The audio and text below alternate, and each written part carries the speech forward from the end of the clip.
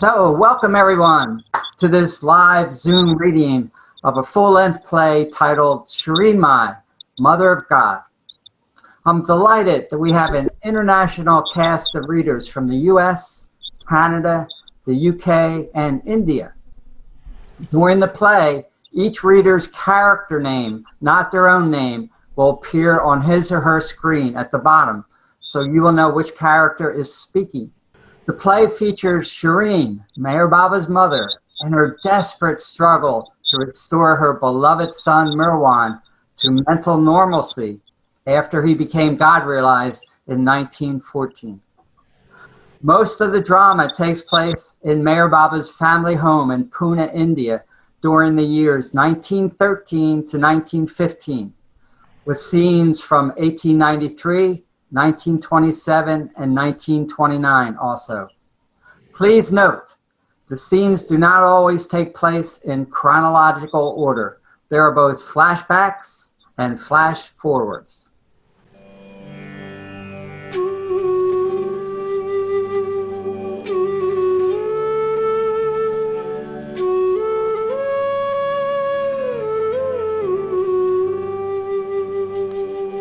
Act 1, Scene 1.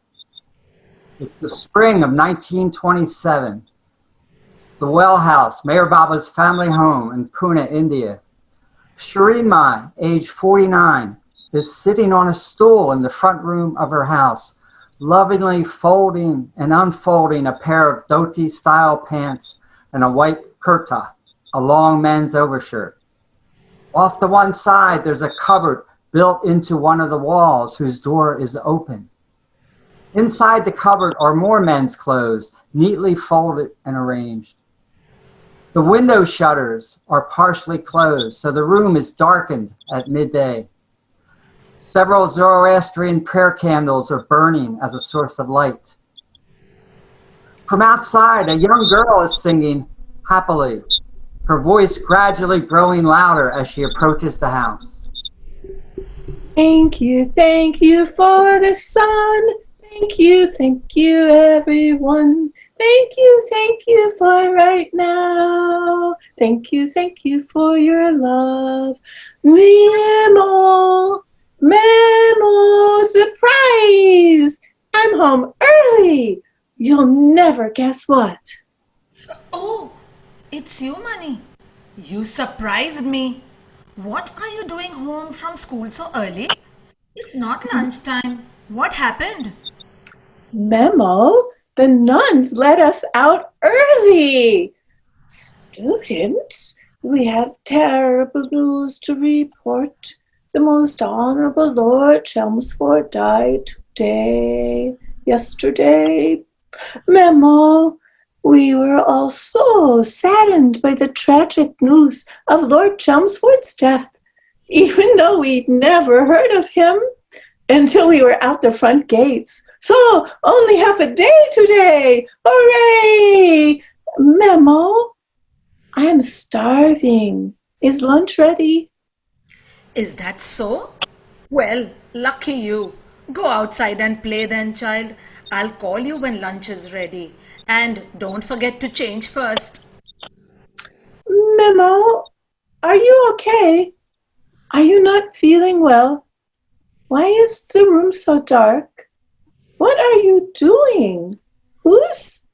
Shireen Mai places the folded clothes back in the cupboard and leaves the door ajar. I'm fine, sweetheart. And wash your face first. Just look at you, child. Your school uniform is coated in mud. Oh, Mani, what were you doing? Herding goats? Go now. Mani looks towards the closed cupboard. Memo, whose dhoti and kurta were those? They look just like Merog's clothes. They are, aren't they? So that's why it's always locked. You always told me what's in there is private. Now I understand. Mani walks to the cupboard, picks up the folded kurta, handling it with care and reverence. She lays it on her outstretched arms. Then she inhales its fragrance. Smell, Memo. Can you smell it too? Of course. That's why I have kept them locked away. Memo, have you received a letter from Merog yet? No, no letter arrived today. Merog will write. He always does. He must have more important matters to, attend these days than write to his own mother. I'll call you when lunch is ready.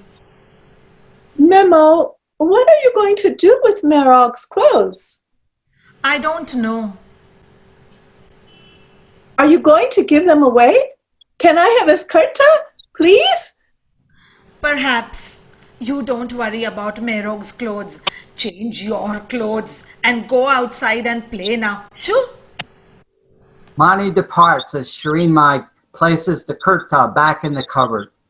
She breathes in its special fragrance with a deep sigh of longing.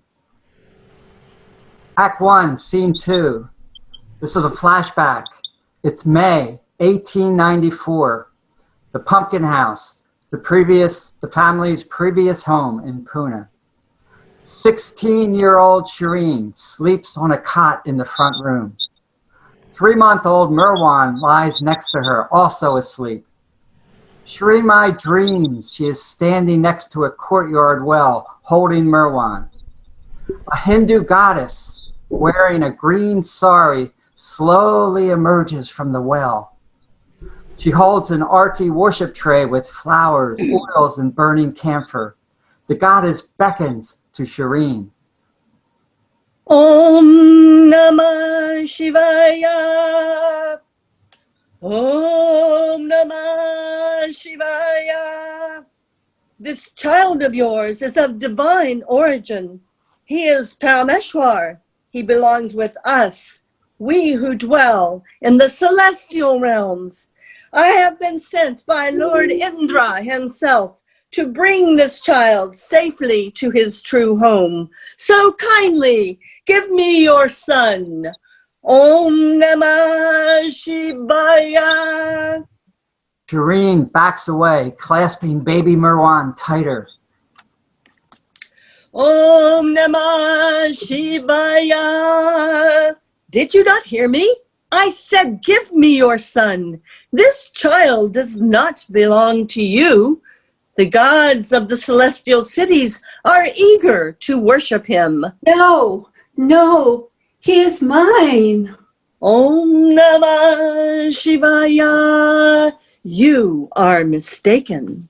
Lightning strikes in the courtyard. A loud peal of thunder follows. Indra's command cannot be disobeyed. Hand over your son. He belongs to us. A chorus of celestial voices chants louder and louder. Give us your son. Give us your son. Om Namah Shivaya. Om Namah Shivaya. No, he is my son. Stay away from him. He's mine. Go away. The Hindu goddess hovers in the air above Shireen, then reaches down and clasps Merwan's foot. Since you refuse to surrender him, I have no choice but to seize him. It is Indra's wish and command. Mother, soon you will have other children to love. Take your joy in them. In her dream, Shireen loses hold of Merwan. the Hindu goddess disappears down the well with Merwan crying in her grasp. No! No! Give him back to me! No! He's mine! Oh! Oh! Awake now, Shireen sighs deeply and presses baby Merwan to her heart. My beautiful child, you belong to me. No one can take you from me, not this time. My Merwan, my most special Merwan. Act 1, Scene 3. It's September 1913. The Pumpkin House, Pune. Shahryar, Jal, age 11, and Bayram, age 5, are seated at the kitchen table. Shireen Mai serves the evening meal to her family. Jal, tell Merog to come for supper right this minute. His food will get cold. But, Memo, I already told him. He doesn't answer. He just sits on his bed. Is something wrong with Merog? Do as your mother tells you, son. Oh, yes, Bobo. Jal reaches into his pocket, grabs a grasshopper, and drops a grasshopper down Bayram's shirt. I'll get you, Joe! I'll put a scorpion in your shoe. Memo, tell him to stop. Jal, stop teasing your brother. One of these days, I'm going to put a red hot coal in that mischievous hand of yours. That will teach you. Go now. Jal runs out to the kitchen laughing. Shahryar quotes Hafez. Will our fiery sighs and the burning heat of our nightly moans have an effect on your cold stone heart? Try to be more patient with Jal, Shireen. The boy has a good heart. Merog, did Merog say anything to you when you spoke to him? Not with his tongue. I'm sure he's fine. Young men his age often go through periods like this. They go into a cocoon and emerge a beautiful butterfly. Zainab told me it happened to her eldest son before going off to study in London. Now he's a successful accountant in Bombay. Would you like more rice, Merog? I wonder what he sees in that old Mohammedan woman. Filthy place. He's been wasting nearly all his time with her. Why don't you tell him to stop visiting her, Merog? Take him to your toddy shop and give him something to do. Scrubbing floors, washing teacups is better than doing nothing. Merog is fine. There's nothing wrong with him. He'll be fine. Trust me. He's probably confused about what profession to take up. That's what I think is bothering him. He's still quite young. Merog just needs a year off to find a clear path of life. When he goes to London to take up medicine or engineering, he'll have to buckle up and study hard. Bayram, stop playing with your food and eat. Merog, must you always give these blankets to the beggars? If we had a rupee for every blanket you've given away. Bayram! So, how many customers today? Merog, you should keep better records of your sales and expenses. This careless way you do it is not how to run a growing toddy shop business. Maybe Piroja can help you. Bayram, you're dropping more food on the floor. Jal returns. Merwan follows slowly and stands near the table, expressionless. Shahryar stands when Merwan enters. Merog, there you are. Don't just stand there and like a statue. Son, come, sit down. Come, sit. Eat with your family. That's a good boy. Merwan slowly sits and stares blankly. Shahryar quietly mutters Yazdan, while Jal and Bayram giggle and kick each other beneath the table. Jal, What did you learn today in school? We learned. Ouch! Stop it, Merong. Memo, tell him to stop kicking me. My history teacher told us about a famous English king who lived a long, long time ago named King Arthur. He had a gigantic wooden round table 1,000 times bigger than this table. All of King Arthur's knights wore metal armor and metal helmets with spikes, and they sat around the big round table with wine and telling stories about dragons they slayed, damsels in distress they rescued. His White Castle was called, I can't remember its name. Merog, you studied the history of England in school. Tell Jal the name of King Arthur's castle. You must know it. Merwan doesn't respond. King Arthur's castle was named Camelot, Jarl. That's it, Camelot. Bobo, how did you know that? Eat, Merog. Look at you. You are getting so thin. Your ribs are starting to show. She starts to feed him rice and dal with a spoon. He's a grown boy, Shireen. He can feed himself. Finding the Holy Grail. That's all King Arthur's knights cared about, Jarl. What did you say, Merog? The holy what? Merwan doesn't answer. Merog, after supper, why don't you tell Jal and Behram about the kings and queens of England? You are such a good storyteller. Would you like that, children? Yes, please, Merog. Tell us a scary story about dragons and witches. He used to be a good storyteller. Shh! Don't say things like that, Jal. Be nice. Listen to your mother, Jarl. And Shakespeare. Tell them about Shakespeare too, Merog. You always loved Shakespeare. Remember? I don't know how you do it. I don't understand a word of Shakespeare. Who's Shakespeare, Memo?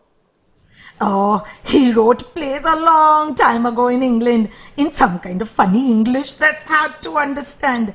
Merog loves the theatre, don't you, Merog? Your brother writes plays too, just like Shakespeare. You should be proud of him. Can I watch one of your plays, Merog? One about witches and demons. Merog, why don't you tell Jal and Behram about King Macbeth and the Three Witches? That's your favorite Shakespeare play, right?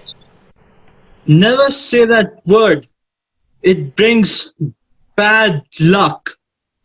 What word brings bad luck, Merog? Witches or Macbeth? Macbeth. Merwan abruptly gets up from the table and walks out the door. But Merog, where are you going? You barely touched your food. Jal, quick, follow your brother. See where he goes. If he wanders in the direction of that old Mohammedan woman, come right back and tell me. Okay, Memo. Izad. Izad. Izad. Sherog, sometimes I think she's a witch.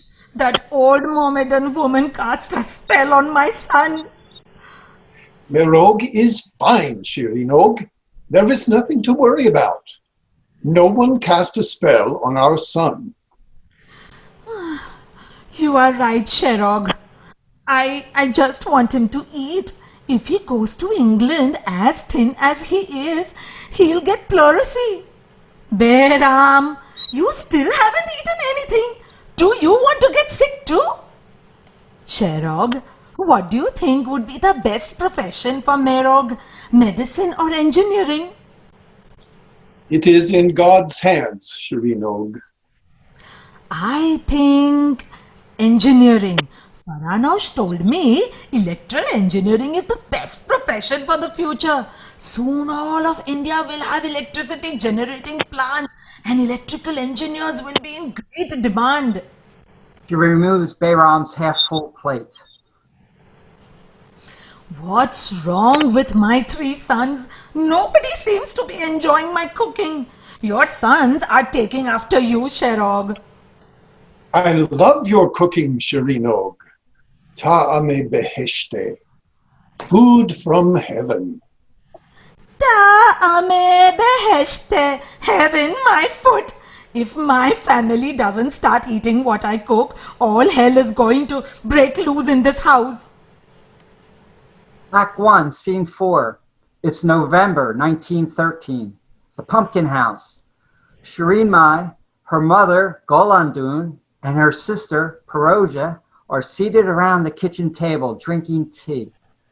Shireen Mai is knitting a sweater. People are starting to talk. Who's talking? You know who I mean.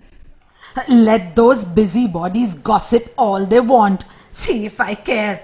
I know exactly who's doing the whispering behind my back. Tell me, what are they saying, Piroja? They say he has changed. They ask why he keeps to himself all the time. He's not the same Merwan he used to be. They make up stories about Merog being possessed. They tell their sons to steer clear of him. They... Stop! Enough nonsense! Those two-faced gossipers were earlier secretly jealous of my son's accomplishments while they praised him on my face. Now they delight in his apparent difficulties while feigning concern. Yes, let them gossip all they want. They will see. Shireen, why don't you have Dr. Barucha examine Merwan, just to be on the safe side? Maybe he does have an unusual condition of some sort. Mother, thank you for the advice. He'll be fine. Sherog agrees. It's just a phase he's going through. Don't know why is everybody so worried about him. But I know who is the biggest tongue wagger. She loves spinning lies like a black widow spider spinning a web. Anyway, her son hasn't done half the things she has said he's done. You know who I'm talking about. Mother, Shireen's right. Let Merwan follow his own instincts. I have faith in that boy. He is special.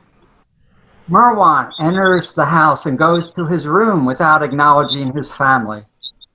Merog, come, join us. Have some tea. What have you been doing today, Merwan? I was walking. Where did you walk to, son? I don't remember. I was walking and walking, and then I found myself back home. Well, walking is good for you, Merwan. It keeps you healthy. How are your classes at college going, Merwan? Merwan shrugs. Oh, that reminds me. Professor Mehta from college stopped around this morning, Merog. He was asking about you. Professor Mehta? Oh yes, Professor Mehta, a very good soul. Look, Merog, I'm knitting a jumper for you. When you go to London to study electrical engineering, you'll need it. The climate in London is not like Pune. It's very cold and damp there. It rains all the time and foggy too. Do you like it? Merwan stares at the knitted jumper. I see love in every stitch, Nemo. Oh, Merog. She stands behind Merwan and strokes his hair. I love you so much. So much success awaits you. I'm so proud of you, Merog.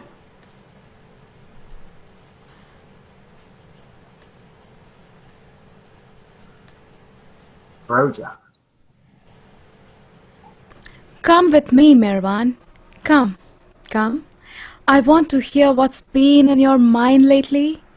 Maybe I can help you consider your options. Your Aunt Piroja knows a thing or two about the world. More than you think?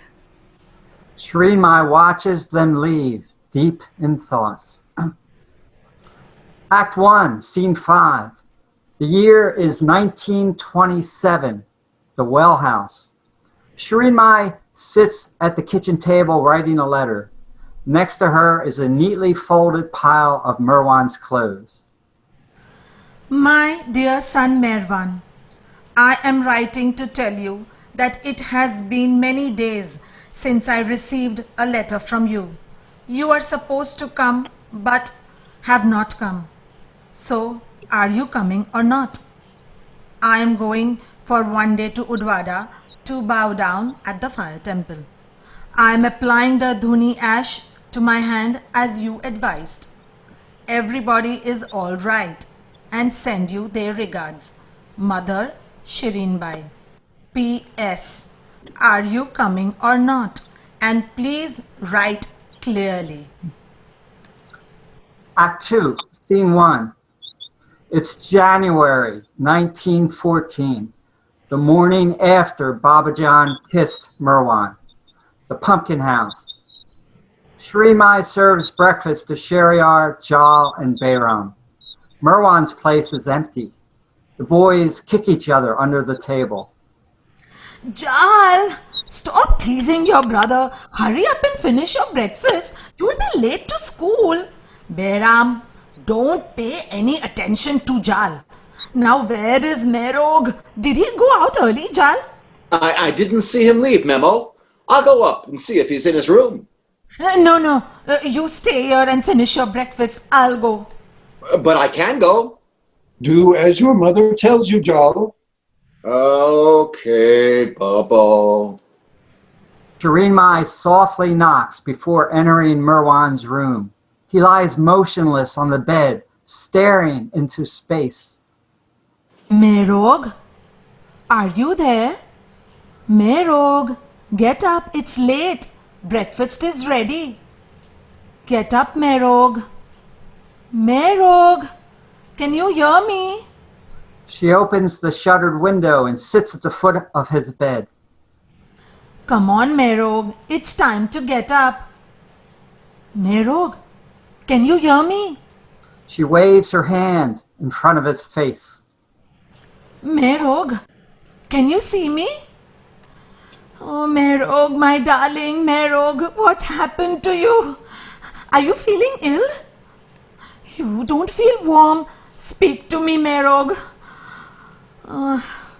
All right, then you stay in your room and rest today. You will be all right. Everything will be okay. Shireen Mai closes the window shutter halfway and returns to the kitchen. Is he there? Yes, he is in his room. He must be very upset over something because he refuses to speak. I'll go check on him. No, leave him. He will be all right. Let him stay in bed and get some rest. By evening, he will be himself again. Jal starts to tease his brother. Bayram whines. Jal, what did I tell you? Go sit in the corner. She takes Jal firmly by the arm and sits him on a stool. Jal cries. I want to see Merog. I want to see Merog. Jal runs out of the kitchen. Jal! Jal freezes in his tracks. Merog is okay. There is nothing to worry about. Sit back down at the table, son. Something has happened to Merog, Bobo. I want to see him. Jal, go off to school now. Tonight, Merog will be with us for supper. You can see him then. Go now. Jal rushes out the door, visibly upset. Would you like some tea, Sherog? Yes, more tea. Yes, Don. Yes, Don. Yes, Don. Jal runs back into the kitchen. Memo, Bobo, Merog's bicycle is not outside. It's missing. Shireen Mai gives Shariar a sharp look, then speaks to Jal. Before you go to school, go look for it at the Malcolm Tank Road, where that old Mohammedan woman sits. Bring his cycle home if you find it there. Okay, Memo. Act 2, Scene 2. It's January 1914, 4 days later. Shahryar is drinking tea in the kitchen. Shireen Mai enters. It's been 4 days, Merog. 4 days and still no change. Why aren't you more concerned? Don't you care about your son? How can you remain so calm? My son is from God. Whatever happens to him is also from God, and it is God alone who will see to his welfare. That's all well and good. Does that mean we sit here and do nothing and wait for God to show up? We pray, Shirinog. That is not doing nothing. Golandun and Perosia arrive. How is he today? Much the same. His eyes are open. He appears to be wide awake, but he stares vacantly like he is sound asleep. His breathing, pulse and temperature all are normal. What's come over him? Why doesn't he get up? Oh, Shireen, please call the doctor. Have Dr. Barucha examine him. I brought some soup. It's his favorite. When he wants to eat. The sound of footsteps comes from Merwan's room. Shh! Listen. Merwan appears at the kitchen door. Shireen Mai rushes to him, but he brushes past her. Merog! Merwan walks around the house in a daze. Merog, have a little bit of soup. Your Aunt Piroja made it for you. You haven't eaten in days. It's lentil soup, your favorite. Merwan continues to pace. At least he's up and moving about. This is a good sign, don't you think, Merog? Act 2, Scene 3. January 1914, 3 days after the previous scene. An anxious silence fills the house. There's a firm knock at the front door. Shireen Mai runs to answer it. Oh, Dr. Barucha, it's you. Thank God you are here. Thank you so much for coming so soon. Can I take your coat? Yes, thank you. How is your son? Have a seat, doctor. Shahryar enters from another room. Please have a seat, doctor. Dr. Barucha, would you like some tea? No, thank you. Doctor, for the past 7 days, my Merwan has not been behaving like a normal person. Please, can you help him? What is his age? He will turn 20 next month, doctor. Something strange has happened to him. Tell me, what are his symptoms? Okay, Dr. Barucha addresses Shahryar. Tell me, what are his symptoms?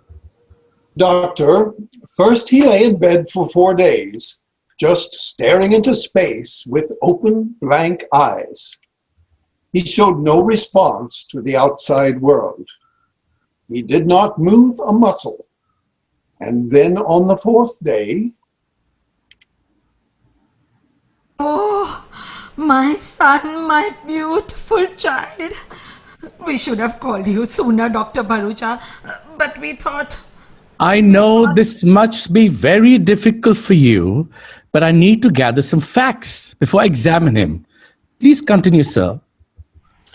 And then on the 4th day, he came downstairs of his own accord and started pacing the house.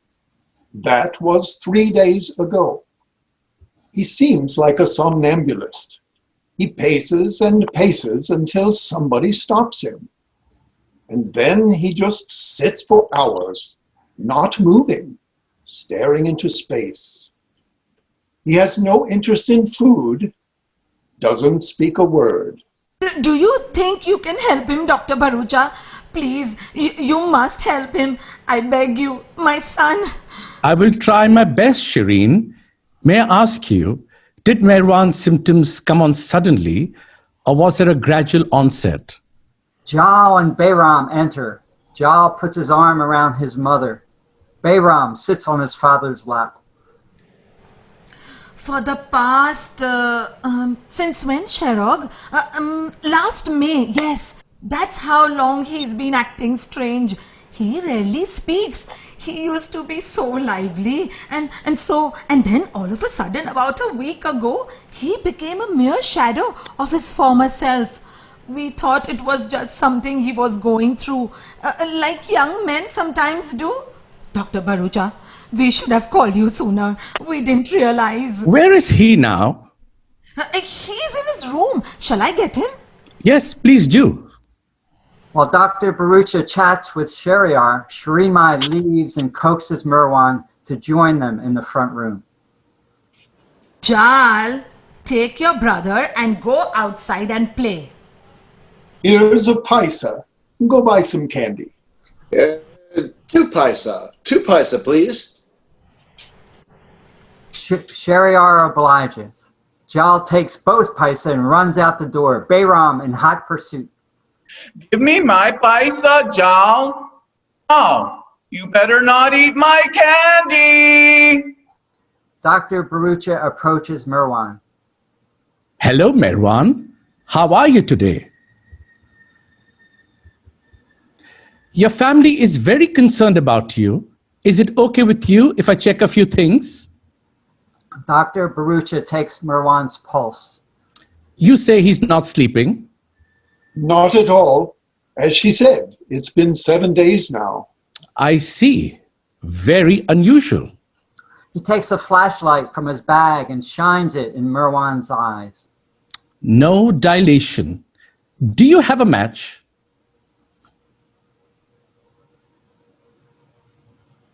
Can you hold his hand out? I won't hurt him. Sheriar holds Merwan's arm out straight. Dr. Barucha passes the lit match under Merwan's hand. No reflexive response to pain stimuli either. Have you seen him respond to any external stimuli? To your voice or touch? To loud noises? No, it's like he's not there. Something is disturbing his mind, doctor. He needs to find peace of mind again. Please help him. You say he paces for long periods. Does he grow agitated during those times? No, he is very subdued. Yes. Very puzzling indeed. From what I can see, Merwan seems to have entered a state of catatonia or stupor. Although even people in those states are known to show some response to painful stimuli or light, Merwan's condition is unique in that he shows neither. He's like a person in a sound sleep state and yet wide awake. I've never seen a case quite like this. Very unusual. What are you saying, doctor? Can he be cured? Catatonic states similar to his are known to develop in young people in Merwan's age range, particularly males. Medical science does not know yet why that is. In such cases, there's often spontaneous remission, and in others, only time will tell. I'm going to give him an injection of morphine. This will help him sleep. It's most essential that he sleep. The neurons in his brain need to rest.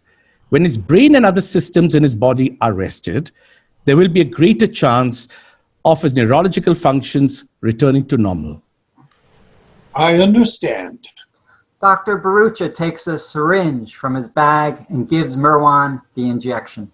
Contact me in 48 hours. I'll come back and re-examine him. He should sleep quite soundly now. Thank you, doctor. Dr. Barucha starts to leave, then turns back. I've heard so many good things about your son. He is very popular. I must admit, there's one thing I've heard that disturbs me. And what is that? That he spends too much time with that old Mohammedan woman on Malcolm Tank Road they call Baba Jan. If I were you, I would discourage him from doing that. Sometimes a toxic organic substance can induce a state such as Merwan is experiencing. For instance, there are certain types of wild mushrooms that are known to induce hallucinations and even insanity in some cases. You never know what those people on the street who worship her are up to. Just a word of caution. Good day. Dr. Barucha departs as Shireen Mai sees him to the door. Thank you so much, doctor. I knew it. I knew it. She's a witch. Oh, Merwan, look at me. I'm your mother. Do you recognize me? Tell me the truth. Has that old woman given you a mushroom? Speak to me, Merwan. My darling Merwan, where are you? Where? And you, Sherog, you just sit there, not saying a word either. Did that witch give you a mushroom too? Act 2, Scene 4, 1 week later. Shireen Mai paces the kitchen floor. Shahryar is reading a newspaper while Bayram plays on the floor with a wooden toy. Where could he have disappeared to? And in his condition, anything could have happened to him. He could have fallen into a ditch and hit his head, lying unconscious all this time, and no one would even know. How can you just sit there reading that newspaper? Why aren't you concerned? Don't you care about your own son? He's been gone for hours. He looks at the clock. 4 hours and 33 minutes. Say something. Nothing will happen to him, Shireen. He is and will be protected. Yazdan's Nazar is on him. I am certain of that. How can you be so sure? And my son is not okay. Something terrible has happened to him. How can you say that? Are you out of your mind? Shireen, try to settle down. Getting yourself so upset is not going to help. I tell you, Almighty Yazdan is protecting him. Settle down?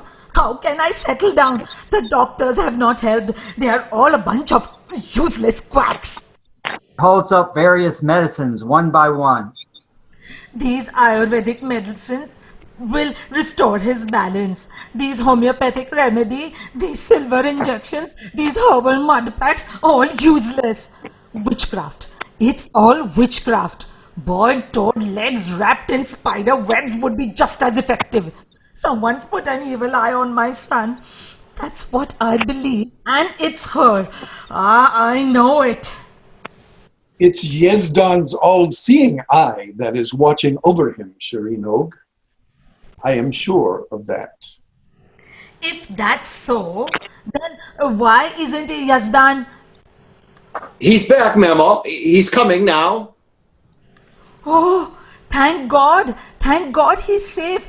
Where is he? Oh, Merwan. There you are. Where were you, son?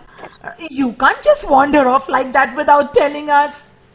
Shireen Mai returns, escorting the dazed Merwan. She seats him at the table and wipes his face with a cloth.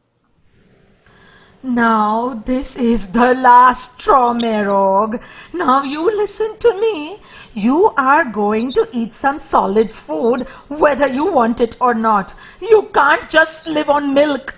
Shireen Mai fetches a plate of rice and dal. Jal puts his arm on Merwan's shoulder. Try to eat something, Merog. You need to build your strength back, so we can play marbles again. Look, I'm a lot better than before. Jal reaches into his pocket and pulls out a handful of marbles. I bet I can beat you now. Merog, all the kids are asking about you. We need to start making our kites for the festival. The festival is next month, remember? Jal gets a kite from a corner and pretends to fly it. Shireen Mai pulls her chair close to Merwan. All of you, please leave. Leave me alone with Merog. Sherog, Jal, Beram, Shu, go. I said now, shoo, out. This is my kitchen. Merog, please take the boys with you. Go fly kites with them.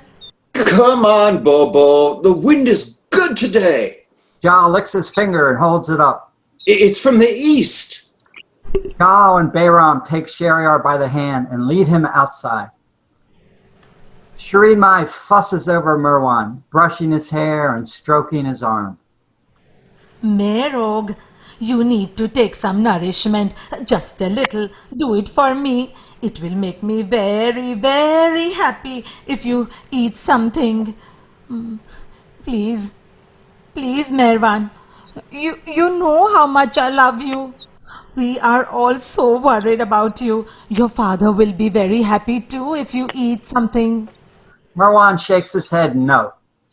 Shireen Mai places a bit of rice and dal in a spoon and lifts it to his mouth. Merog, just this much. Come on. Come, open your mouth. Remember, like when you were a child? My little Merog. Merwan turns his head away from her. Merog, Merog, my little Merog, my sweet son Merog. Merog, Merog, why are you hurting me like this? Why are you doing this to me? Merog, come on now, just one small spoonful, please. Eat something for me. Come on, open your mouth. Just a little bit for your mother. Merog. She throws the spoon down, grabs his shoulders, and shakes him. Merog, why are you doing this to me? Who has done this to you? Son, talk. Tell me what happened. Speak to me. Shireen Mai gets up, steps away from the table, then she turns. I'm sorry, Merog. I didn't mean to upset you. Please forgive me. It's just that, oh, Merog. She sits on the other side of Merwan. She picks up some rice and holds it to his lips.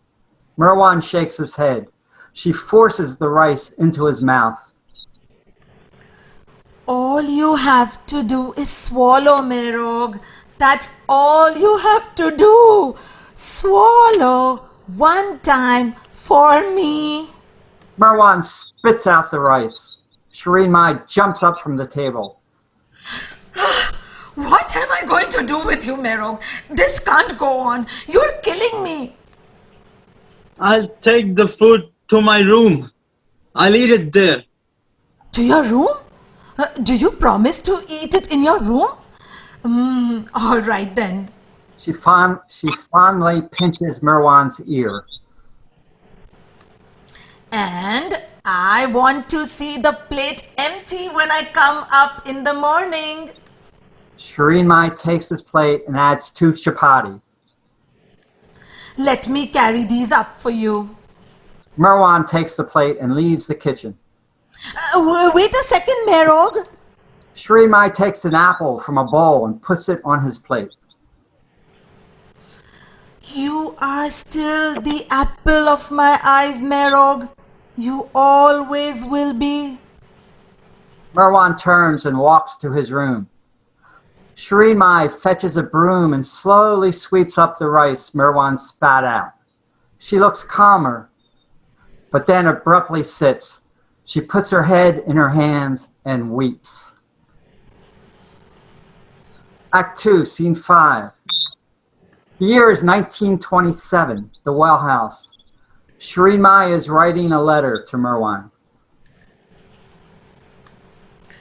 Dear son Merwan, I am writing to inform you that we, your parents, have written so many letters to you, but not one of us has received a reply from you. Son Merwan, the people here hate us very much. I am trying my best to leave everything to God. What else can I do? Everybody ignores me. Your people are talking a lot against you. Be sure to reply to this letter. Mother, Shireen Mai S. Irani. Regards to Jal and Kekhashru and Masi. Act 3, Scene 1. It's mid-February 1914, the Pumpkin House. Shireen Mai and Golandun are drinking tea at the kitchen table. I've never spoken to that woman. I don't trust her. It's important, Mother. Well, of what help can I be? And what will people say if they see us there? You know what they think of her. I don't want to go alone, Mother. Just come with me. I'll do the talking. Oh, maybe some other day, Shireen. Today, I promised to do some errands for my friend Paris. You know, she hasn't been feeling well and she's been having dizzy spells. Mother, Pari can wait. This is urgent. He's your grandson. Is Well, he? what are you going to say to her? I need to find out why Merog is spending so much time with her. You're not going to pick a fight, are you? Oh, nothing, Mother. I just want some facts, that's all. I hope not. I know how you can get, Shireen. Oh, come on, Mother. Let's go. This won't take long. I never liked that old woman. She's mad. Why is she living on the street in a Parsi neighborhood? Why isn't she with the Mohammedans, where she belongs? Shireen Mai and Golandun are now on the busy Malcolm Tank Road. The aged Babajan sits on a simple wood platform under a neem tree. Devotees are chanting. There's a smell of incense, the sound of bells, bullock carts, vendors peddling their wares. Shireen Mai and Golandun approach Babajan respectfully with an offering of white flowers and place them at her feet. Of what good are these flowers? Why didn't you bring something like sweets or tea, which all can enjoy? Babajan, excuse us, but may we have a word with you? Yes, come near, my daughter. And mother, you too, come near, so I can hear you. I'm very old and do not hear so well. Babajan turns to her attendants. Make room for them. They are from my Merwan. I know my son Merwan visits you frequently. Tell me, what have you done to my boy? Merwan. What have you done with him? Why does he visit you? Merwan, my Merwan. What? Your Merwan? Mera pyara beta, mera pyara beta. Mother, the nerve of her to call Merog her son. How dare she? Merwan, mera pyara beta, my Merwan. He will shake the whole world. What are you saying? My Merwan will awaken the world. What do you mean? Shake the world, awaken the world. You talk nonsense. Babajan reminisces with Golandun about the good old days in Iran. They swap stories and sing familiar Persian songs. Barun barun zemina tarmishe. Golnesa junam karabetar mishe. Barun barun zemina tarmishe. Golnesa junam karabetar mishe. Golnesa junam tu shale zare. Berenj mikare asam bichare. Tagat nadare. Tagat nadare. Tears run down Golandun's face. After several minutes, Shireen Mai tugs on Golandun's coat sleeve. Come, mother, let's go. What nerve. And I thought you... Barun barune zeminata mishe, Ronesa junom karabetar mishe. Gallandun continues to sing as they walk home. Back in the kitchen, Shireen Mai angrily scrubs the table. Why, I never imagined for one moment that she would be so charming. Why, she reminds me so much of my own dear grandmother, Gulbahar. She passed away when I was just little. Barun barune zeminata mishe. Of all the songs, how did she know that was my favorite? Mother, how could you? Well, there's hardly anyone left who remembers our homeland. Shireen, sometimes the pain is so intense. The smells, the flowers, the mountains. I never tell my children. Nobody knows. Not even Dora wants to be reminded. So wonderful to meet someone who knows, who really knows. I felt like I was back home in Tabriz. Like no time had passed. Mother, listen to me. I'm trying to save Merog's life, and all you want to talk about are the good old days of Iran. Well, you were conceived in Iran, Shireen Mai. It's your homeland too, even if you don't remember. It's in your blood. Mother, listen to me. I want you to go back to Babajan tomorrow or the day after, but not later. She likes you. Find out all you can about why Merog is visiting her. Talk to the people there. By myself? She won't tell me anything. Mother, for me, please. Well, all right then, but just this one time. Shireen, why don't you send Merwan to Bombay to stay with Jamshed? Maybe a change of scenery will do him some good. Maybe. I'll think about it. Barun barune zeminata mishe, onesa junom karabeta mishe. Gallandun walks out the door, then rushes back. Shireen, Merwan is out on the street. You better come and see. A crowd of beggars is gathering. What's he doing now? Go see for yourself. Merog!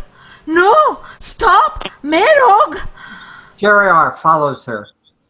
What is wrong now, Shireen? Just look. He's feeding the delicious meal I made for 3 hours to the dogs and goats again. You are his father. You go this time. Maybe you can talk some sense into him.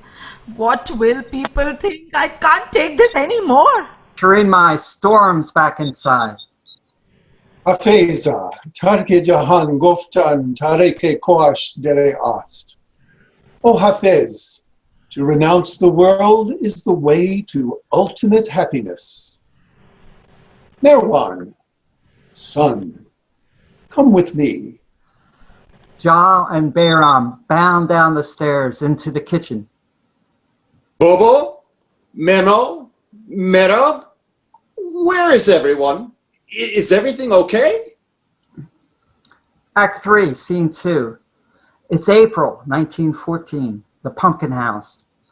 Shireen Mai is preparing food, noisily clanking pots and dropping pans. In the front room, Sheriar is discussing a passage from the Talmud with a Jewish rabbi. Shireen Mai wipes her hands on a towel, rips off her apron, and charges into the front room. He's been missing for 3 entire days and you carry on like nothing has happened. What if he's lost? What if someone... Why aren't you looking for him? Shireen, please, not now. Not now? Then when? So the Talmud is more important than your own son? Rabbi, pardon me for a moment. Can you tell me, what does the Talmud say about the parents' duty when their son has lost his mind and disappears for 3 days? Surely there must be something in your holy book about that. The Jewish rabbi extends his open palms and shakes his head no. No one is able to help me. No doctor, no holy scriptures. Perhaps I should consult an astrologer. Shariar speaks in Hebrew to the Jewish rabbi. Please excuse me. I am so sorry. A family matter. May we continue another day? Oh, of course. Of course. I understand.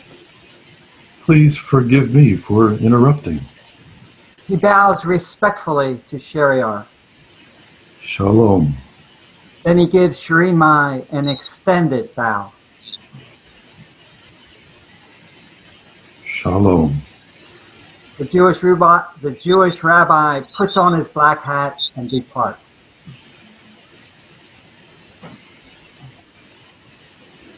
So, what about his future, Merog? What are we going to do? He has stopped attending classes. Without an education, what will he be qualified to do? I want him to do better in life than we did. I will say it again, Shireen. I believe, no, I know our son is from God. So his future must be with God. Yezdan will reveal my son's destiny to him and to us in due time. Well, I hope Yazdan does so soon. In the meantime, do something. Go out and look for your son. Someone must have seen him. It's been 3 days. It'll be a miracle if he's alive. Shariar tenderly embraces Shireen Mai. She accepts his reassurance, then pushes him towards the door. Suddenly, Merwan appears. Son, Merog, where have you been? Just look at you. You are all covered in leaves and twigs. Why do you go away without telling us? Han, What did you say, Merog? Speak up. I didn't hear what you said. He said, Kandwa, the Tower of Silence. I told you, Yezdan watches over him. The Tower of Silence? Of all places, for our son? So, is this how you want to live your life, Merog? Not speaking, locked inside a Tower of Silence? You are starting to take after your father, Merog. More concerned with the afterlife than this life. You better find a paying job and start hanging out and stop hanging out in graveyards. You are not dead yet. But if you keep acting like this, son, you are going to send me to an early grave. Is that what you want? the whole world is a graveyard. I am the only one who is truly alive. Act 3, Scene 3. It's April 1914. The Pumpkin House. Shireen and Perosia are at the kitchen table. We started calling it Chor Mal, the thief's den. Except for an occasional walk with some school friends, he has been spending his entire days cooped up in the corner of that attic. It's totally dark up there. Have you heard from Jamshid? How is Merwan adjusting to Bombay? Some good news for a change. We just received a letter from Jamshed yesterday. He says Merog is going out for walks every day, which is a very good sign.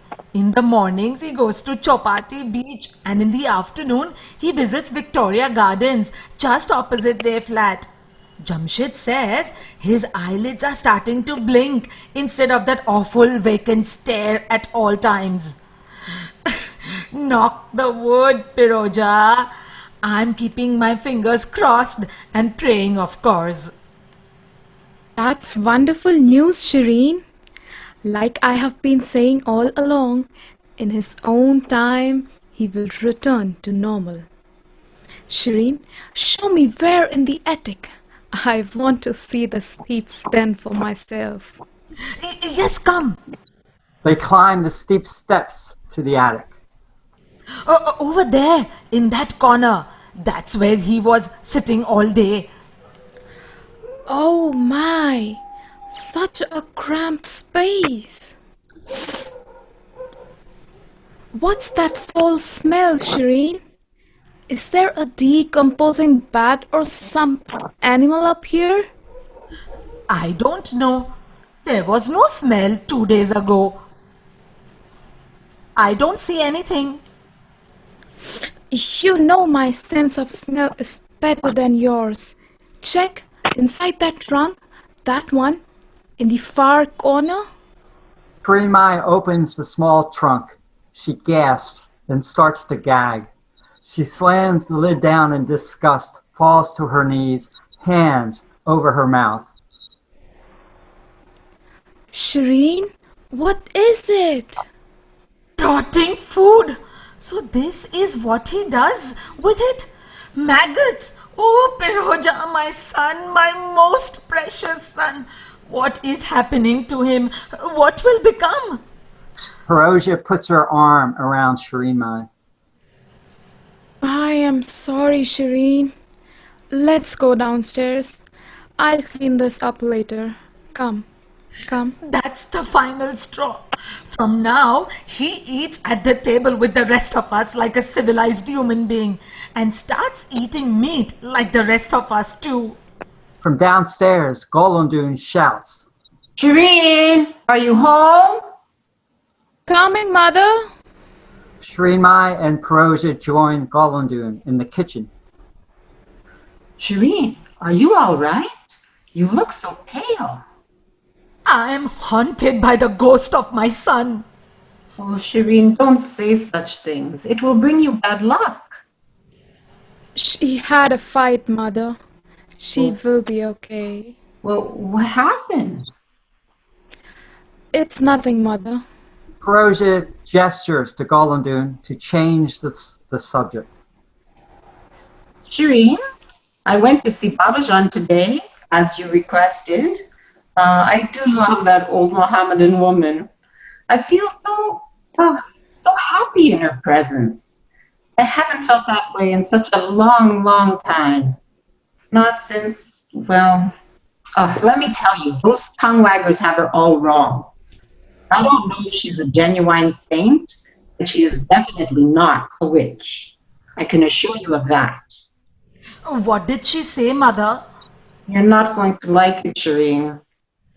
Just tell me. That is for me to decide. She said, he is my son, not hers. And then she said, my beloved son belongs to the world. And then she said, he will shake the world to its foundation someday. Do you wish me to continue? Yes, tell me everything she said. Okay. Well, then she said, tell her, why do you worry about him? He is now out of your hands. Is that all? Did she say anything else? Well, there's one more thing. She said to whisper it into your ear. It's meant for you only. I'm sorry, Piroja. Golondun whispers to Shireen in Persian. Thank you, mother. Please excuse me now. I suddenly feel extremely tired. I need to go lie down. Piroja takes Golondun by the hand as they depart. Act 3, Scene 4, The Pumpkin House. It's November 1914. The whole family is at the kitchen table eating dinner. Merwan is behaving more normally and is eating small amounts of food. The mood is more relaxed. Would you like some more chicken, Merog? No, thank you, Memo. I have had enough.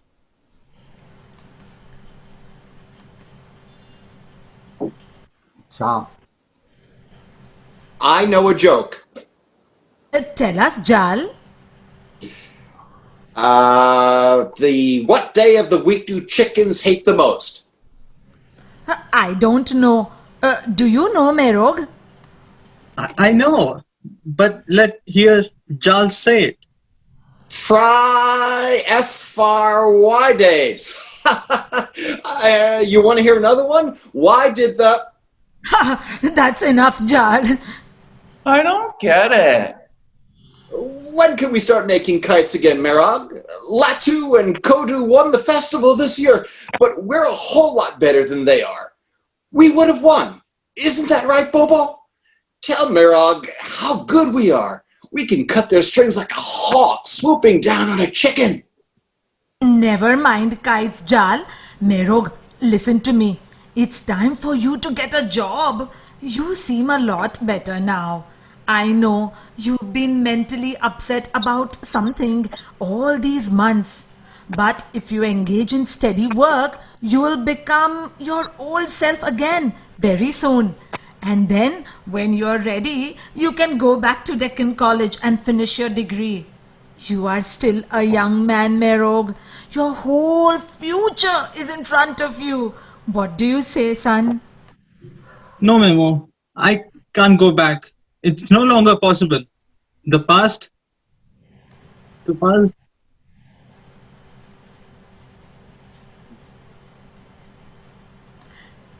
does not exist. Neither does the future.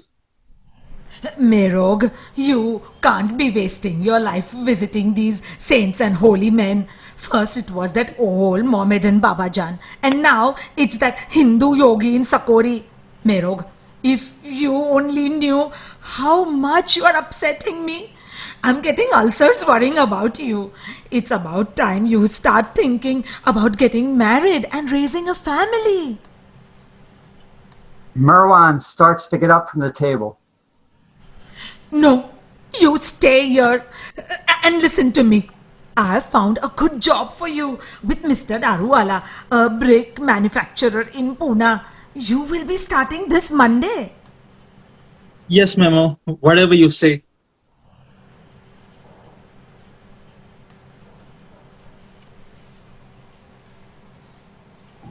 Giles says, What about marbles? Will there be time for Merog and me to play marbles? I play marbles with the universe, Giles. Merwan leaves the table and goes to his room. What did he mean by... Shariar rises as Merwan leaves. What did he mean by that, Memo? Playing marbles with the universe? Never mind what he meant. He was telling a joke that wasn't at all funny. You just eat your dinner. Yes, done. Yes, done. Act 3, Scene 5. It's January 1915. The Pumpkin House. Shireen Mai is cleaning the kitchen while Bayram plays with marbles on the floor. Peroja, carrying a shopping bag, enters.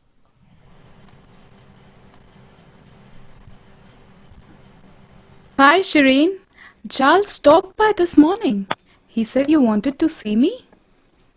Shireen Mai pours tea for Peroja, who tries to engage in small talk. Shireen Mai cuts her short. I need you to be honest with me, Piroja. Did Merog tell you where he was going today?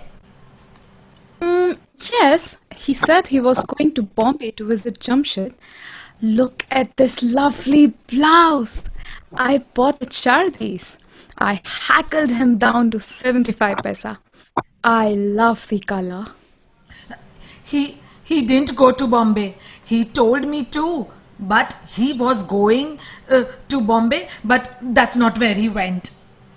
Why are you asking me then? I'm not Merwan's custodian. I don't know for sure where he went, but I believe you know where he went. Tell me, Piroja. How would I know where he went if he didn't go to Bombay? He told me he was going to Bombay. So I assume that's where he was going? And these silver earrings to match. What do you think? Oh, don't lie to me, sister. What makes you think he didn't go to Bombay? Jal followed him to the station. He didn't buy a ticket at the Bombay window. He went to another window to purchase a ticket, but Jal couldn't tell where to.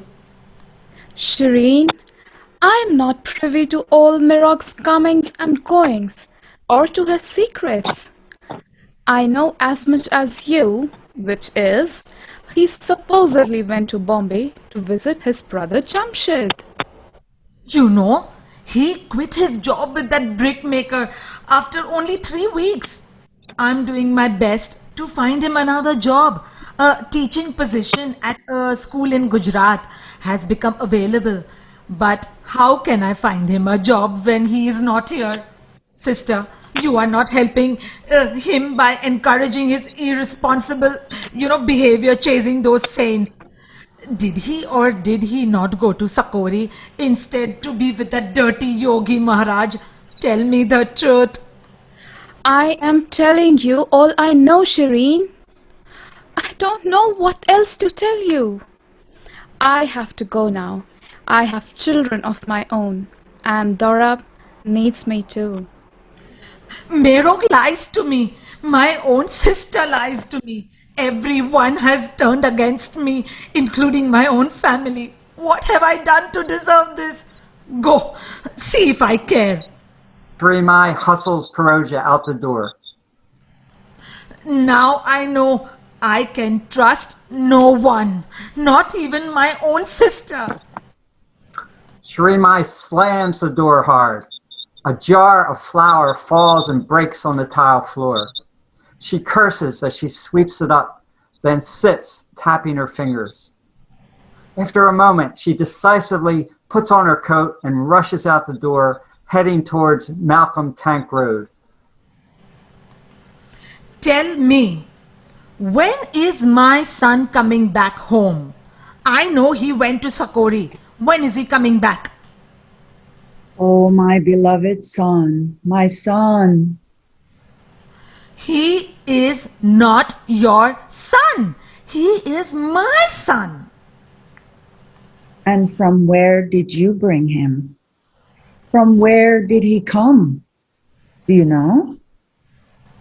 You gave him a nest to grow in. That's all. Mother, Merwan belongs to the whole world, not to you. Oh, Mera Pyara Beta, my beloved son. Oh, stop saying that. You are lying too. He is my son. I tell you, he is my son. Shireen Mai storms off. Act 3, Scene 6. Pumpkin House. It's March 1915. Shireen Mai and Merwan are seated at the table.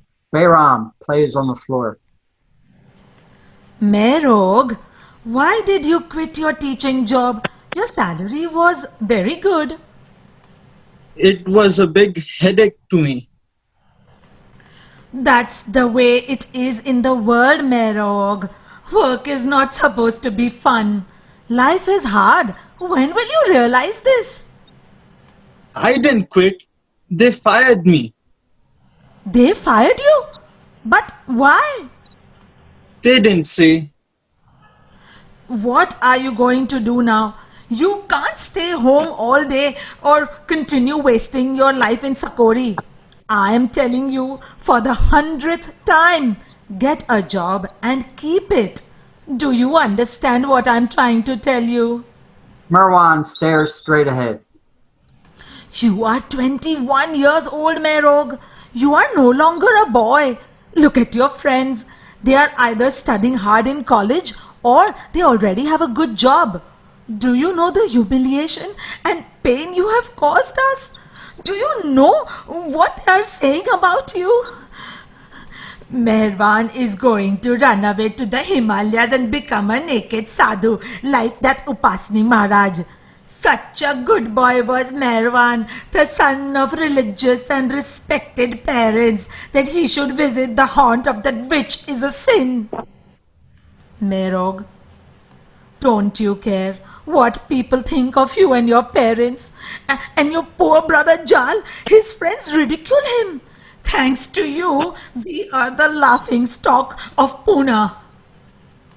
I'm sorry, Memo. It is not your fault. If you are truly sorry, then you will find a job and start acting like a respectable young man. How will you ever marry if you have no job? Earning a living will cure you, Merog. I have decided to join the Navy, Memo. I went to the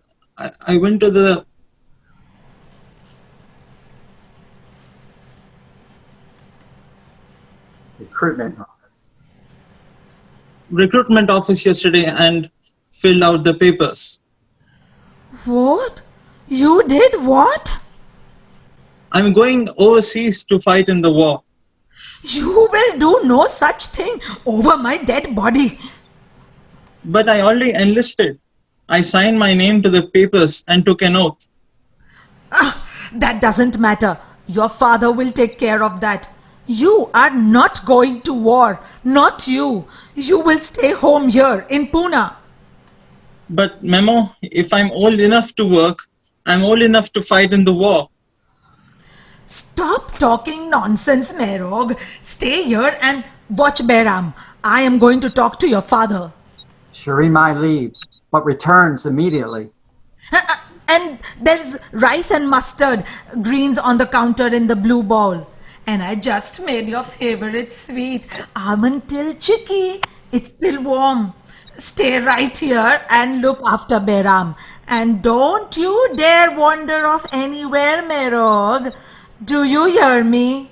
I will be back. Act 3, Scene 7. It's April 1915, the Pumpkin House. Shireen Mai is preparing food while Shariar reads the paper. So, how was his behavior today? Is he charging the customers the correct amount? He's already becoming an accomplished toddy shopwala, Shireen. He learns quickly. Oh, don't cover up for him, Sherog. I have my spies. Is he still giving money away? Do customers cheat him? Does he allow anyone to steal from him? Oh, I know they do. Don't you worry. I keep a watchful eye on him, Shireen. In fact, business has improved since he started working with me. People are drawn to him. They don't want to leave. Some even buy a second and a third glass. That's because they know they can cheat him. You have to teach him how to run a prosperous toddy shop, Sherog. Then he can open one of his own shop in a year or so. He's already an excellent worker. He takes after his mother. He sweeps the floors, he cleans the toilet, he washes the glasses and the dishes, and he's learning how to brew toddy the correct way. That's what I want to hear. A dull thumping sound is heard from the side room. Sherog, what's that noise? Do you hear it? It's coming from his bedroom. Shireen Mai runs out of the kitchen, followed by Shariar. She listens for a few seconds at Merwan's closed bedroom door, then knocks. Merog, is that you? She forces the door open and shrieks. Shariar runs to the bedroom, followed by Jal and Behram. Merwan is kneeling on the floor. He looks up at his family, his face covered with blood. Shireen Mai gasps, grabs a towel, and wipes his face, sobbing. Oh, Merog, have you gone mad? Are you totally mad? I'm not mad. I've become something else. You cannot understand. Look what's become of our son. Who else but a madman would bang his head on a stone? No, Shireen, it is not so. It is the other way around. It is we who are mad. He is trying to return. The poet says, I went mad when my beloved revealed his brow like the new moon. What are you saying? You also must be mad. All you men of God, are mad. Totally mad. Shireen Mai pushes Shahryar aside and storms out of the room. She grabs Jal and Bayram, who are crying, and drags them with her. Come with me, children. Let's leave these two lunatics. And his blood is on your hands, Merog. Do you hear me? On your hands. Act 4, Scene 1. It's June 1915. Sakori. Shireen Mai and Bayram enter the compound of Upasni Maharaj's ashram. Shireen Mai carries a wrapped garland of flowers. Oh, Mother, welcome. Oh, how could I be your mother when you are so old? But you are the mother of the entire universe, dear woman. I did not come here to be flattered. Show me where my son is. I have come for him. What a lovely garland of old shoes you have brought me. Old shoes? I have carried these flowers with me all the way from Pune just for you. Yes, I know what you are thinking. How you would fight with me when you got here. You were abusing me the entire way. Were you not? Now, Maharaj, don't get me sidetracked.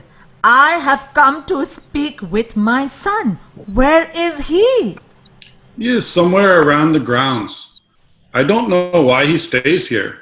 Your son is mentally unbalanced. I don't know what to do with him. I myself don't force him to stay. I have to beat him with a stick to chase him away, but he refuses to go. What am I to do with him? Return him to me then, if he is such a bother. I am his mother. Mother, what are you going to do when you take him back to his home? Do you think it will help him? Yes, it will help him. I shall arrange his marriage as soon as we get back to Pune. That is a good idea, Mother. But do one thing before you take Merwan. When you find a nice girl for him, find another girl for me. Then we can both come with you to be married.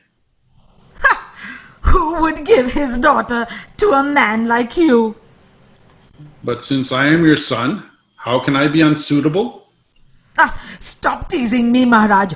Please call Merwan now. Dear lady, you are fortunate to have him as your son, and it is because of your good punya from past lives. You must encourage him to follow the spiritual path. Don't throw him into hell, the worldly life. I assure you he will get married one day. Now, have some lunch. This is Gulmai from Ahmednagar. She is also Zoroastrian. Mother, make friends with her and cool your temper. Later, when you see Merwan, don't pester him with questions. Talk with him cheerfully and then depart. Act 4, Scene 2. It's June 1915, the Pumpkin House. Shireen Mai and Golandun talk at the kitchen table. And then, all during lunchtime, he kept changing the subject. And I am sitting there patiently, waiting for Merog to appear. When suddenly, that yogi declares, How late it is! Hurry, mother, or you will miss the train. So I had no choice but to grab Bayram and rush to the station. He tricked me again. What can you do, Shireen? You've tried your best. What does that Maharaj always say? Be as it may? Be as it may. Are you on his side or mine, mother? Merog is gradually coming back to life. He needs me now more than ever to make sure he stays on the right track. Otherwise, he could be lost forever. and I will never forgive myself for not fighting for him. I wasn't able to fight for Jamshed when they gave him to Dawla. I was just a child then, but not again. Not my Merog. I promised myself. There's a flashback. The year is 1893. The Pumpkin House. Shariar and Golandun are seated at the kitchen table, talking. Shireen, age 14, enters. Merog, where's Jamshed? He's not in his crib. Shireen, sit down. Let's talk. Have a seat, sweetheart. There's something we need to discuss. Taking care of a baby is a big job, Shireen. It's not something a child can easily do on her own. I am not a child. All right, a young person then. Taking care of a baby is not something a young person of your age can easily do on her own. I am trying my best. It's true, I don't always know what to do when he won't stop crying. Well, you have been trying your best, sweetheart. I know how it is. A baby can be overwhelming. It's a 24-hour-a-day job. Listen, Shireen, your sister Dawla said she's willing to take care of Jamshed, at least for the time being. Is that where Jamshed is? You gave him to Dawla without speaking to me first? You can see Jamshed whenever you wish, Shireen. It's for the best. We're still his parents. But I was trying so hard to be a good... I'm still Jamshed's mother, aren't I? Golandun hugs Shireen. I know you were. Of course you are still his mother, sweetheart. It's for the best, for you and for Jamshed. But... All right, Mother. If you both think that's what's best for Jamshed, but I would like to see him today.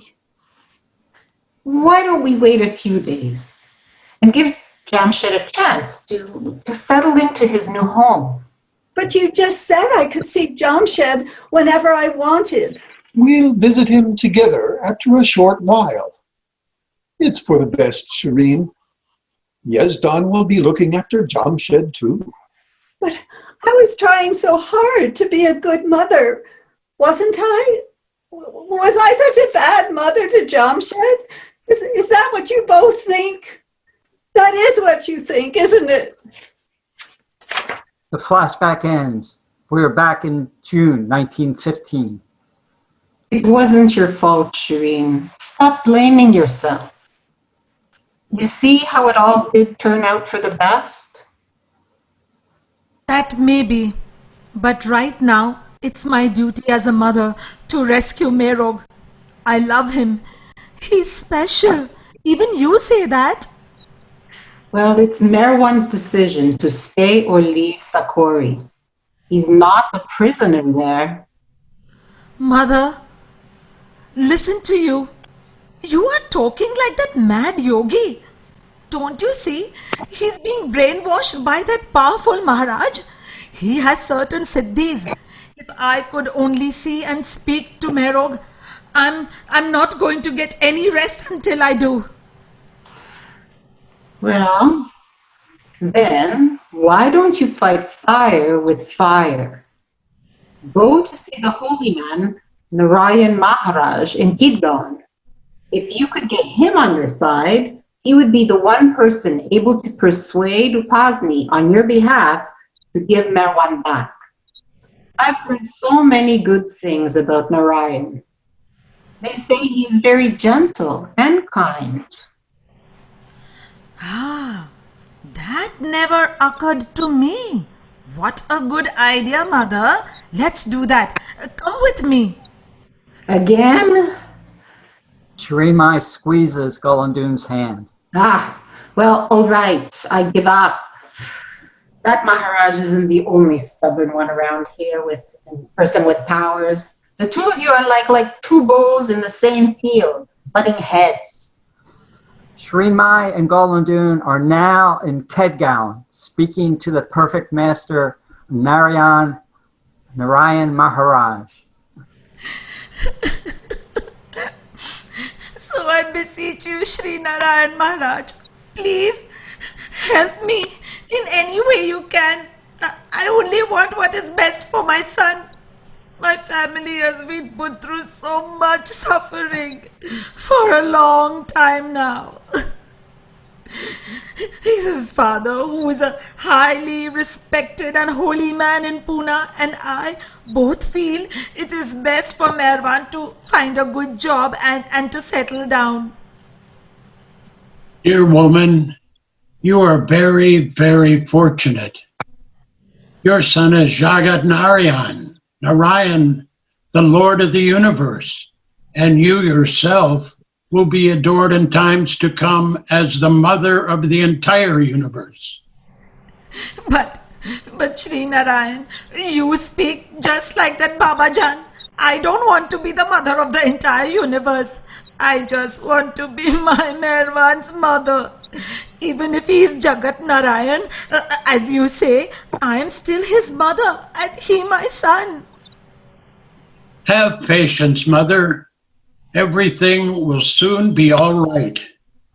One day you will see your son as he really is. But I already know who my son is. Mother, I don't think I can take this much any longer. No one listens to me. No one understands. Act 4, Scene 3. The year is 1929, the Well House. Shireen Mai is writing a letter. Dear son Merwan, your letter has finally reached me. As you know, I have never once said no to following your orders. Just as you instructed me, I have not eaten any eggs. Remember, I had wanted you to become an electrical engineer. In the same way, it is my wish that your brother Adi pursue higher studies and secure a big post. With affection, Shireen Mai. Act 4, Scene 4. It's June 1915, Sakori. Mother, I am not holding Merwan prisoner here. You can take him if that is your wish. I'm serious. Why don't you give me my son back? You have stolen him from me. Now give him back. Do I look like a thief? I am telling you, I am not holding Merwan captive here. He is not chained up somewhere. You know full well that Merwan will not come home unless you order him to do so. I am not going to order him to do that. It is up to him to decide. I'll tell you what I will do. I'll order Merwan to go back with you, but you have to leave this one with me. Shireen Mai pulls Bayram closer to her. How dare you? You swallowed up one boy and now you want to devour another? Call Merwan this instant. Please calm yourself, dear lady. Merwan, someone bring Merwan. Merwan appears, looking dazed, with an unkempt appearance. He stands near Upasni. Shireen Mai fights to control her distress. Merwan, your mother has come back again. She wants you to go back with her and get married. Every time she comes here, she fights with me. I am now fed up with her abuses. Go back with her so I can have some peace. Merwan smiles. When you go back, I want you to be a thief, speak lies, steal from anyone. Then your mother will be happy, but you will end up in hell. Don't joke about this with me. I'm serious. Merog, please come home with me. Your place is at home with your family. Merwan sits next to Upasni, looks sad. Shireen Mai weeps quietly. Listen to me. Your son does not want to go home. He does not want to get married. And he does not want children. Forget about these ideas and return home. Shireen Mai stands to leave. He wants to stay here with me. Upasni stands and embraces Shireen Mai, then bows deeply. Mother, I bow deeply to your love for Merwan. Merog, won't you come with me? Please. Please, Merog. Merog, for me. For your mother. Your own mother. Merwan gazes at her with a blank stare. Shireen Mai runs off, quietly crying. Act 4, Scene 5. It's July 1915, the Pumpkin House. Shahryar, Golandun, and Perosia gather at the kitchen table. All she did was weep and weep non-stop for a whole week. I've lost my son. I've lost my son. There was no consoling her. She just left without telling you? She told Jal. She's furious with me for not doing more. I am worried about her. It's been 3 days. Perhaps we should go to Sakori to be with her. What do you think, Shahryar? She's gone to do battle with Maharaj one last time. It's something she has to do. You go if you wish. I will remain here. Don't you worry about Merwan? Merog's destiny is much greater than the future Shireen dreams for him. I believe much greater. If I worry at all, it is for Shireen. I still think we should go. Perosia, come. There's still time to catch the train today. Just then, Shireen Mai walks through the door, looking exhausted and defeated. She puts her bag down and leans against the counter for a long time, her back to her family. Then she starts frantically washing her hands. Are you all right, Shireen? Shireen Mai slowly turns and faces them, wiping her hands with a towel. Yes. I'm all right. I'm fine. Perfectly fine. I can't get this damn spot on my hand to come clean. I keep washing it and washing it and Shireen Mai suddenly collapses on the floor. Shahryar, Golandun, and Perosia rush to her. Shahryar, quick, bring some water. Act 4, Scene 7. It's September 1915, the Pumpkin House. Shahryar and Golandun escort Dr. Barusha from the door. Jal and Bayram hold onto their father's coat. Her mental condition concerns me as much as a physical state of nervous exhaustion.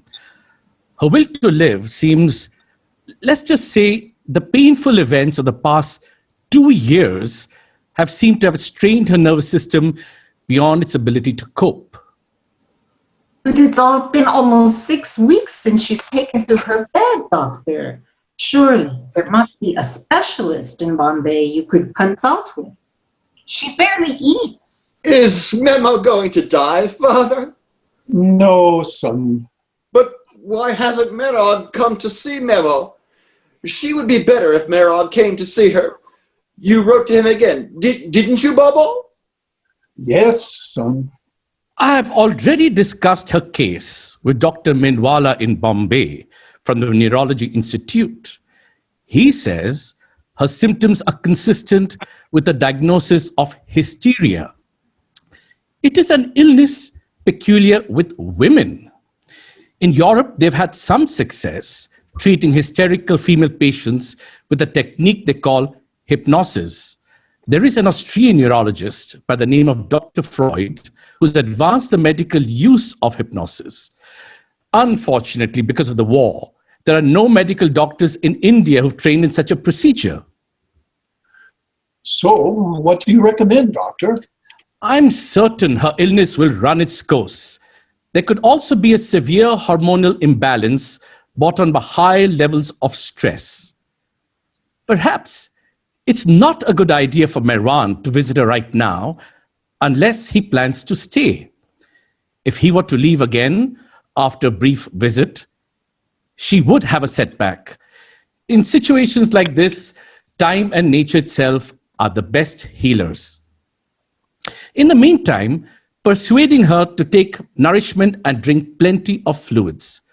We must avoid dehydration at all costs and pray for her. Sometimes prayer is the best medicine. I will stop by the day after tomorrow. Have a good evening. Dr. Barucha departs.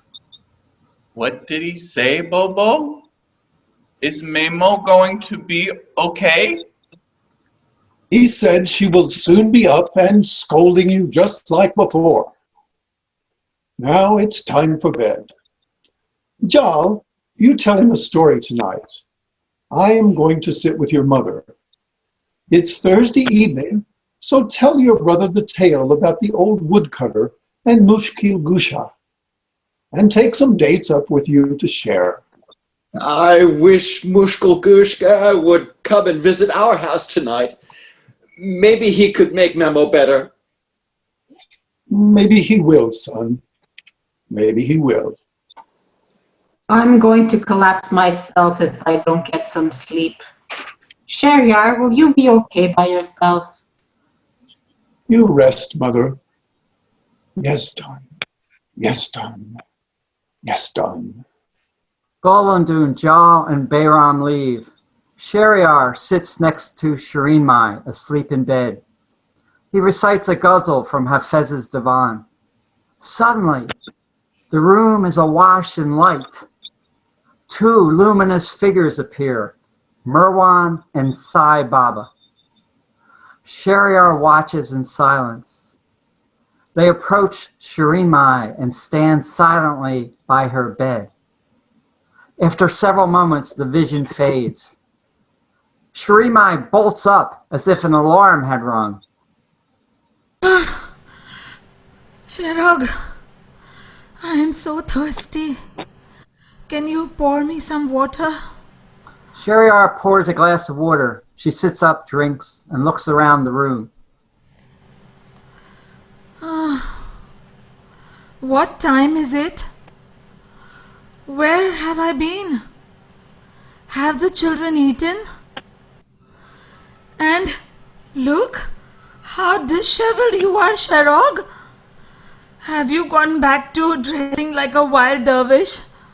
And just look at this room. It's a holy mess. I take an afternoon nap and the whole house falls to pieces without me. Sherog, an idea came to me. I think Jal should move into Merog's room. He's old enough to have his own room. What do you think of that idea, Sherog? More water, please. I'm so thirsty. Act 4, Scene 8. It's 1927, the well house. 8-year-old Mani enters skipping and singing, wearing her school uniform. Here I am in the light, here I am in the light. Memo, I'm home. Memo? Mani notices the open cupboard where Merwan's clothes had been stored. She peers inside. The cupboard is empty. Shireen Mai enters. Memo, what did you do with Merog's clothes? I gave them to Gulmai. Oh. Shireen Mai sits and resumes her knitting. How was your school day, Mani? Memo, I've been thinking.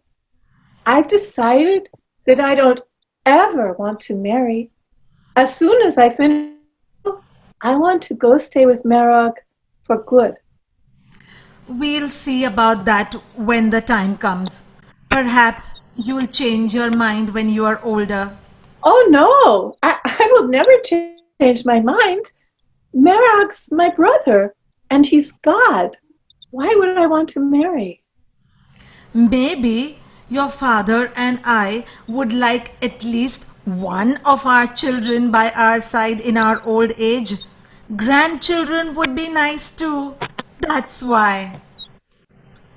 Memo, why do you always argue with Merog when we visit him? Because I am his mother and that's my prerogative. What does prerogative mean? It means none of your business. But Memo, if Merog is God, why do you fight with him? He might be God, but I am still his mother, and Merog is still my child, and he always will be, Money. Did Jesus' mother fight with him? At school, the nuns told us Jesus' mother, Mary, was always sweet and kind. They don't know the full story. Nobody knows the full story. And we are not fighting. Just because we argue, it doesn't mean we are fighting. When are we going to visit him again? I dreamt about him last night. Did you? You must tell me. Oh, that reminds me, Money. Did I ever tell you the dream I had just before I gave birth to Merog? No, tell me, Memo. I dreamt I saw a glorious person as radiant as the sun sitting in a chariot, and his brilliance filled the air. Tens of thousands of people were gazing at him, intoxicated by his divine radiance. I too was in the procession, and I marveled at the luster of his face. His light fell on the whole procession. People's eyes were fixed on him. They couldn't look away. I told mother my dream, and she said, Shireen, my daughter, a very auspicious son will be born to you. His name will spread all over the world. Oh, Memo, what a lovely dream. Aren't you proud of him? Yes, and I also would have been extremely proud if he had become an electrical engineer instead of God, and had a big family too. As it is, I get so much abuse from people. Oh, Memo, I'm so sorry. Your snack is on the table, Money. I made your favorite cake this morning, and there's something else for you. You made almond chicky? No, an article of his clothing. Shireen Mai removes a white kurta from a bag and smooths it lovingly with her hand. He was wearing this the day I lost him to the world. Shireen Mai hands the kurta to Mani and chokes back a sob. I thought you might like to have it. Oh, Memo. Mani hugs Shireen Mai. The curtain falls. The end.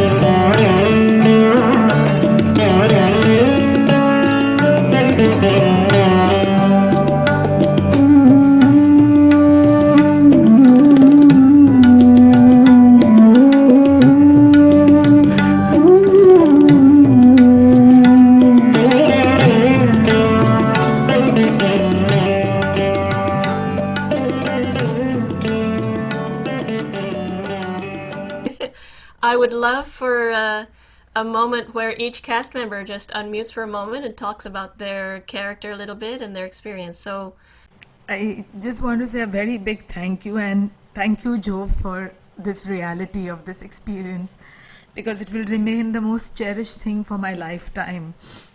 And that statement lives in my ears when Bhauji gave me the word name Roshni, and I broke down crying, and he held my hand and he said, "You are Meher's Roshni, and Mother Light never cries." Thank you, Baba. It was simply amazing, Roshni. Was it hard to play Merwan? Sharan? No, so it was not hard. So it was so I was very happy, and it was not hard, but it looked very good, and it was very nice by playing Baba's role. So I feel it as a God's gift for giving this chance to me. So I feel very happy about it. Jai Baba. Dr. Barucha, played by Bobby Kapoor in London. Are you there, Bob? Are you there, Bobby? Yeah, hi everyone. I've been I'm a new Baba lover. So I've been introduced to Baba only 3 months back. And being based in London, and I was hungry to learn about him. The conduits for me to Baba, because the London Center is like ghost town. There's nothing happening. No one wants to meet you. No one wants to talk to you. And no one wants to even talk about Baba. And to me, the two people who've really made a difference for me in the last 3 months have been Angela and Rakesh. And through Angela and Rakesh, the East and West, being in London, I could dial into all the Zoom calls. And that's what I did over 3 months. And then once Angela asked me, would you want to play this role? And I didn't know what I was getting myself into, because I'm a banker here. And I last acted on stage in college and school. It was like 35 years ago. But I learned so much about Baba, his mom, and his brothers. I didn't know anything about him. So it's been a truly great experience for me. And I want to thank Joe for writing a great script, and for Elizabeth for the notes, and for Angela again for putting me in Joe's path. But it's been a great experience. Jai Baba to all of you. You know, Upasni Maharaj gets a bad rap in my estimation. Baba said that when any soul realizes God, their nature doesn't change. So if they're Jalali and fiery, that remains. And if they're Jamali and sweet, that remains. He said the difference is before realization, if they are abusive, it's not good for them. But after realization, if they're abusive, it's good for the other person because it wipes away the impressions. So I really was honored. Thank you, Joe and everybody, to have the opportunity. And I feel closer to Upasni Maharaj and closer to Baba as a result. I had one dream of Maharaj many years ago, so I felt like I could tune into that energy. Thank you. Jai Baba. Thank you. Hazrat Babajan, played by Tharashte Azad. Thank you, Jai Baba. It was a real joy to be involved in this play with Joe from the beginning, really A to Z, getting together and discussing the technical needs, and then moving on to helping with Elizabeth to shorten the play after our first rehearsal. And the whole experience of creating a Zoom play was just like, wow, what a phenomena. So I think you guys, everyone did a fantastic job, and thank you for the audience to be here to cheer us on. It was hard not to see you, but we had to focus the cameras just on the cast. So hopefully your experience was also perfect, and that's what we were seeking. So thank you all for coming, and I really loved Baba John's role because it was short and sweet, but I got a kick out of the fact that Joe made her from Tabriz. So we'll have to research and see if that's really true, because that's my hometown. Jai Baba. Well chosen background, a ritual background as well. Thank you. I almost left So my experience, I'm just very appreciative. I thought it was fun. And, being here in Montreal, I don't get, and with COVID, I know that I'm not going to be going to the center. I'm not going to be going to India. And so it introduced me to the circle, which I really love now that I have the experience of being part of it. And so it's drawn me in, and I really appreciate that. And I want to thank Fareshte for helping me with the singing. She came up with a song and we practiced, and I really appreciated that. Thank you. Paroja by Sureka Prabhandadar from Mehrabad. Hello, Jai Baba from Hyderabad. And I must say I had an amazing experience playing this role. Thank you, Angela, for coming up with this opportunity, and Joe for writing it so beautifully.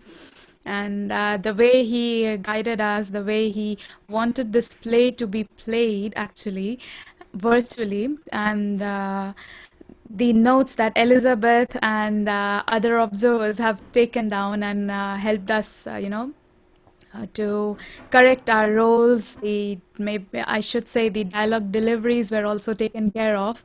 The expressions were taken care of, and the lovely experience that I had with all the kids, those who have played the role of kids so nicely, and the role of Dr. Barucha, Upasni Maharaj, and Baba Jan Farishte. So they all have done the role perfectly, saying so maturely, and I'm sure they all had an amazing experience. And Golandun, I am not personally known to you, but yes, definitely, having this play around with all these characters made me realize how it was tough for Shireen Mai, and I just was in tears seeing the 3 minutes video in which Shireen Mai was just having a gaze at Baba, and it was just very touching. Thank you so much. And definitely thank you, Debbie. And yes, we'll try to have this Amar Tithi 2021, a good virtual one. And we'll definitely have all your inputs, all your loving inputs. Thank you. Jai Meher Baba. Baba. Farishte is saying, please sing with the lines you should have sung so we can hear you. Okay. There you go. Om Namah Shivaya. Om Namah Shivaya. I put out a call for actors, readers, and I didn't have auditions. I just chose people in the order that they said I want to be part of the play. And it turned out I had just the right number of men say they wanted to do it as our parts. And I had men who were open, and I just went down without any auditions. And it amazes me how perfectly it all worked out. And I knew Shireen Mai was the essential role, essential part. And I had never met Roshani before. And to me, it was just Baba's miracle that she was spectacular. Yeah. And the second thing I want to say is all the incidents are true, and I got the incidents out from Lord Meher, and also the Mumbai group published about a 100-page biography of Shireen Mai that I got my hands on when I was living in India with a little more information. But I just fleshed out the incidents with dialogue, but everyone, this is the only Bible play I've ever written where I tried to be historically accurate, and the dreams, the vision she had, the dream she had of the goddess coming out of the well, those are all apparently happened. And actually a lot of people didn't know she had, and it's in the biography, she had a nervous breakdown at the end. That was true. She collapsed when she was totally defeated, and she probably would have died. I mean, she had really given up her will to live, and she was in bed for 6 weeks. And that vision of Sai Baba and Merwan happened, according to Bao, and that was the turning point. She came back to life. So, yeah. So I just want to share that. A little more gathered, if I could say two words. Thank you, Joe. And I loved the children. Thank you so much, Elizabeth, Angela, everyone, for your immense unconditional support. And each and every one was right alive, you know. And throughout the play, I was trying to concentrate, being between the script and trying to think that we all are there right in the scene with Jal, you know, with the little Tashan between Jal and Behram, to Shariaji's composure, to everything. It was just so amazing. And Mom and Baba Jan's singing was the best. Gurandun, thank you so much. It was really, really awesome. It was really awesome. Dr. Bharucha was extremely poised, just like a doctor. Maybe if not a banker, he would have been one. I guess. She was wonderful. You know what was difficult also about for Roshani and playing Shireen Mai? I wanted her to be strong, and she's in the, you know, Shireen Mai had a great sense of humor, but during this period she didn't.